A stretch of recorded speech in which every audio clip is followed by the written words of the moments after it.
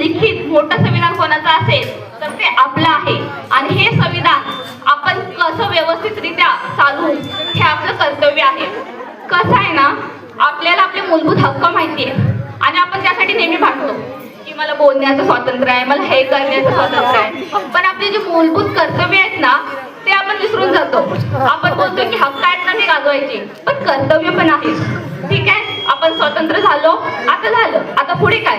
आता 3 दिवस सुट्टी होती, चला एन्जॉय करूया. राईट, एन्जॉय तर करायचंच आहे, पण त्याचबरोबर आपलं कर्तव्य पण आपण पार पाडायचं आहे. तर कर्तव्य म्हणजे काय? काय मोठ्या गोष्टी नाही करत बसायचं. जसं एकदम छोटी गोष्ट, घरात आपण साफसफाई ठेवतोच ना, घर स्वच्छ लागतं. तर देश कोणाचा आहे? आपलाच आहे ना. तर आपल्याला देश पण स्वच्छच पाहिजे. असं नाही की आपल्या दारातलं झाडू मारलं की झालं.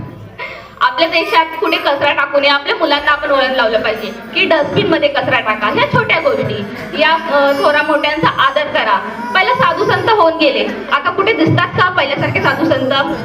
पहिल्यासारखे माणसं नाही दिसत, कारण बनण्याचा प्रयत्नच करत नाही. आता फक्त आपण आपलाच विचार करतो. ठीक आहे, करा आपला विचार, पण थोडा एक माणुसकी. शेवटी काय आहे, माणसाने माणसाशी माणसासारखं वागावं. बस हे एवढं केलं ना तरी आपल्या देशासाठी भरपूर झालं. आणि जे आता सांगितलं त्यांनी, दादांनी, की भ्रष्टाचार वाढलाय, म्हणजे खूप साऱ्या गोष्टी आपल्या देशात आता वाढत चाललेत. का वाढत चाललेत? कोणामुळे वाढत चाललेत? तर हे आपल्यामुळेच ना, आपणच माणसं करतो ना.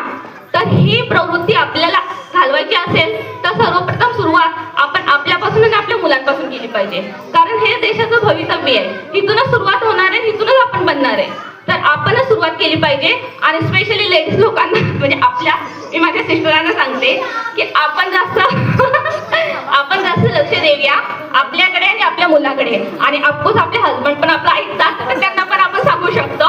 तर मेन आपण ह्या देशाची खरी पॉवर आहोत. मला असं वाटतं आपण जर स्टँड घेतला ना तर खूप काही करू शकतो आणि आपल्या देशाला खूप पुढे नेऊ शकतो. एवढंच मी बोलेन. थँक्यू. खूप छान ताई.